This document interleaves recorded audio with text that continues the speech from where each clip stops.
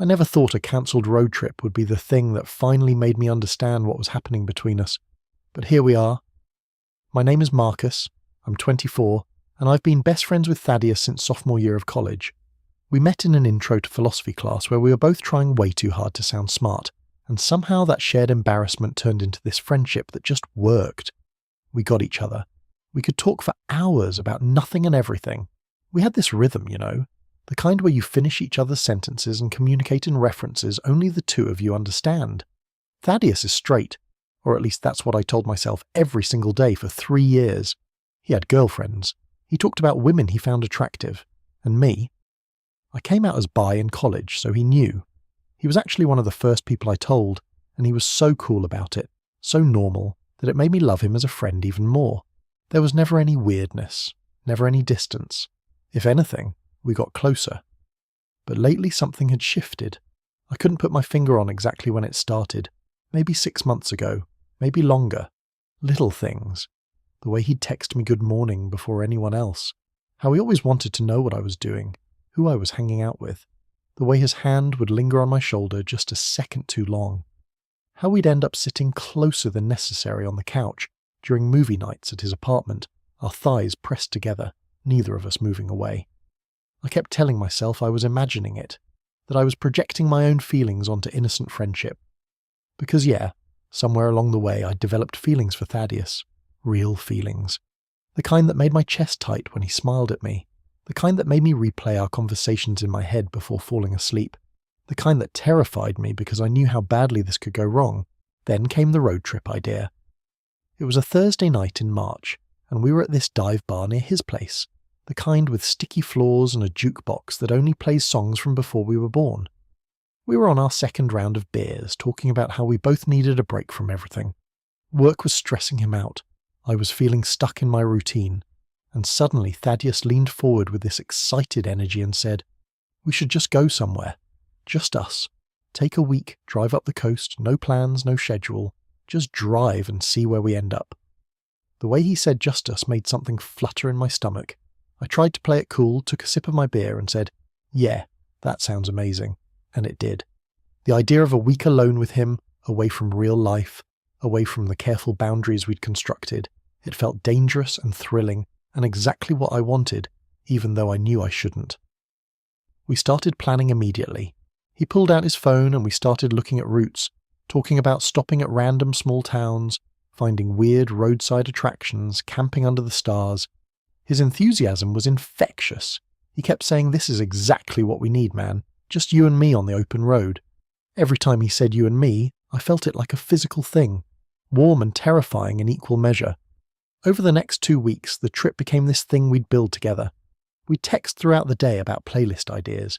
He made a shared document where we listed places we might want to stop. We talked about what snacks to bring, argued about who had better road trip music taste. It felt intimate in a way that went beyond friendship. Or maybe I was just desperate to see it that way. But there were these moments, these small things that felt like more. Like when he sent me a photo of a tent he was thinking of buying and said, "I want to make sure we'll both fit comfortably." Or when he called me late one night, a little drunk, and said he couldn't remember the last time he'd been this excited about something. I let myself hope. God, I let myself hope so much. I started imagining scenarios. Maybe on this trip, away from everything, something would happen. Maybe we'd have one of those late-night conversations under the stars where truth spills out. Maybe he'd finally acknowledge this thing between us that felt so obvious to me. Maybe I'd find the courage to say something. Then came the text that changed everything. It was from our mutual friend Derek. He'd heard about the road trip and thought it sounded awesome, and wanted to know if he could join, just like that. "Can I come too?" Sounds like a blast. I stared at that text for a long minute.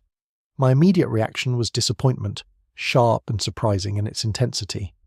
I didn't want Derek there. I wanted it to be just Thaddeus and me, the way we'd planned. But Derek was our friend. Thaddeus would say. Part of me thought Thaddeus would say. Part of me thought he'd find a polite way to keep it just us. The way he'd been talking about the trip, it felt like something special, something that wasn't meant to include other people. I was at work the next day when Thaddeus called me. I stepped outside to take it and immediately I could hear something off in his voice. "Hey," he said, "so Derek texted me about the trip." I felt my stomach drop. "Yeah," I said, trying to sound casual. "What do you think?"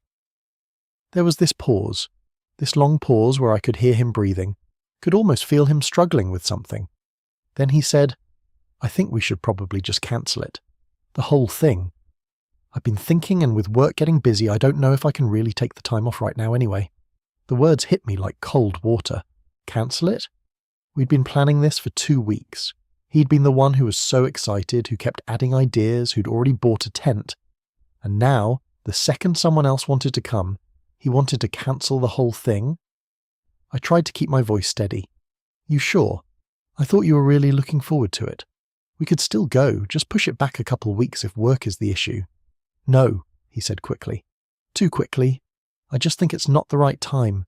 Maybe we can do something later in the summer." But he didn't suggest including Derek. He didn't say let's make it a group thing. He just wanted to cancel. And in that moment, standing outside my office building with my phone pressed to my ear, I understood. I finally understood what had been happening between us. Thaddeus had wanted this trip to be just us for the same reason I had. Whatever this was, whatever had been building between us, he felt it too. Want. And I could hear his relief through want.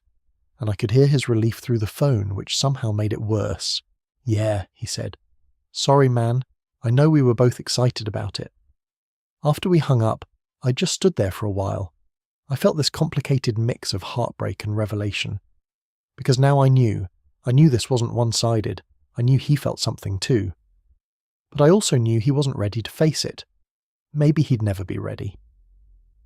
The next few days were weird between us. Our texting dropped off. We didn't make plans to hang out. It felt like we were both avoiding something we couldn't name. I kept replaying everything in my head, all those moments over the past months, seeing them in a new light. The way he'd look at me sometimes when he thought I wasn't paying attention, how he'd find excuses to touch me, casual but constant. The jealousy I'd sometimes catch in his voice when I mentioned going on dates. It was Derek, actually, who brought it up first. We met for coffee about a week after the trip got cancelled, and he had this guilty look on his face. "Dude, I'm sorry," he said. "I didn't mean to kill your road trip. Thaddeus said he cancelled because of work, but I feel like it's because I asked to come along." I tried to brush it off, said it wasn't his fault. But Derek knew us both well, and he just looked at me with this knowing expression. "You guys are weird lately," he said. "Like there's some tension or something. Everything okay?" I almost told him then. Almost said, "I think I'm in love with our straight friend, and I think maybe he has feelings for me too, but he's terrified, and now we're in this limbo where we can't even talk to each other." But instead I just said, "We're fine, just been busy." It was 2 weeks after the cancelled trip when Thaddeus finally reached out. He texted late on a Saturday night. "You awake? Can I come over?" My heart was racing as I texted back yes. He showed up 20 minutes later, and I could tell immediately that he'd been drinking. Not drunk, but loose in that way where the walls come down a little. He came in and sat on my couch, and for a minute he just sat there, not saying anything. "I'm sorry about the trip," he finally said. "I know I was being weird about it." I sat down next to him, leaving space between us. "It's okay," I said, though I wanted to say so much more. "It's not okay," he said. He ran his hands through his hair, this gesture he does when he's anxious. I wanted to go on that trip. I was really looking forward to it. But when Derek asked to come, I panicked. "Why?" I asked, even though I thought I knew, even though my heart was pounding so hard I could barely hear my own voice. He looked at me then, really looked at me, and I saw fear in his eyes. Fear and something else, something that made it hard to breathe. "Because I wanted it to be just us," he said quietly, and that scared the hell out of me. What that meant. Why I wanted it so badly to be just us. The air between us felt electric. We were sitting maybe 2 feet apart, but it felt like the most significant 2 feet in the world. I could close that distance. I could reach out. But I knew he had to be the one to do this. He had to be the one to cross that line. "I've been thinking about this a lot," he continued. "About us. About why I get so weird when you talk about going on dates with other guys. About why I always want to be around you. About why the idea of spending a week alone with you felt like the best thing in the world. And also absolutely terrifying." "Thaddeus," I said softly, and he shook his head. "Let me say this," he said. "I need to say this. I don't know what I am. I don't know how to label it. All I know is that somewhere along the way, You became the most important person in my life. And lately I've been feeling things that I don't know what to do with. Things that don't feel like friendship. And I didn't want to face that. So when Derek asked to join the trip, it felt like an escape. If he came, then it would just be a normal trip with friends. But I didn't want that. I wanted what we'd planned. Just you and me. My throat felt tight. What are you saying? He moved closer, closing some of that distance between us. I'm saying I think about you all the time. I'm saying when I imagine my future, you're always in it. I'm saying I wanted that road trip because I thought maybe away from everything, I'd have the courage to figure out what this is, what we are. And now? I asked. Now I'm terrified, he admitted. I'm terrified of losing you. I'm terrified of not knowing what I'm doing. I'm terrified of wanting something I've never wanted before. But I'm more terrified of pretending this isn't happening. We were so close now. I could see the flecks of gold in his eyes, could smell his cologne, could feel the warmth of him. This is happening, I said. Whatever this is, it's real. Is it crazy, he asked, that I'm 25 years old and just now realizing I might not be as straight as I thought? That my best friend is the person who makes me feel things I've never felt with anyone else? It's not crazy, I told him. Sexuality is complicated. Identity is complicated. But feelings, what we feel when we're together, that's actually pretty simple. What do we do? He asked. And he sounded so vulnerable, so uncertain. This person who was usually so confident, reduced to this raw honesty. I reached out and took his hand. His fingers immediately intertwined with mine like they'd been waiting for permission. We figure it out, I said.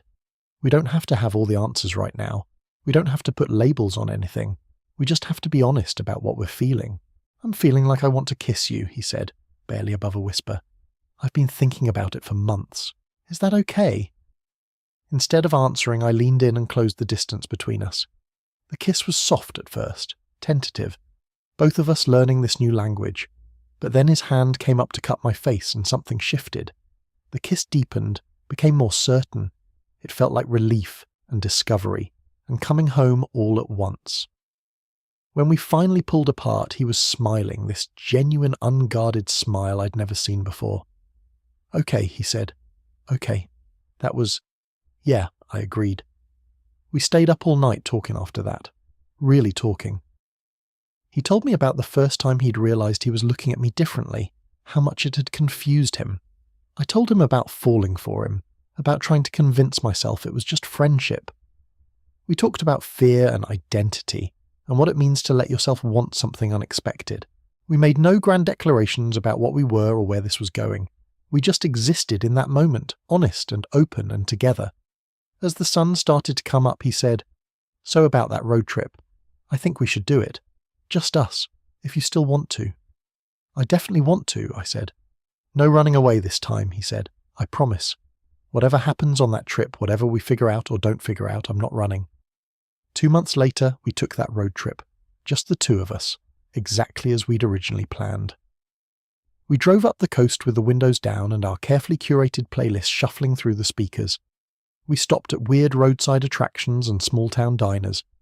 We camped under the stars and talked until we fell asleep. And yeah, we figured some things out. Not everything. We're still figuring things out, honestly. But we figured out that what we have is real. That sometimes love shows up in unexpected ways, with unexpected people, and the bravest thing you can do is let it. Thaddeus still doesn't love labels. He's still figuring out his identity, what it means that he's fallen for a man when he'd only ever been with women before.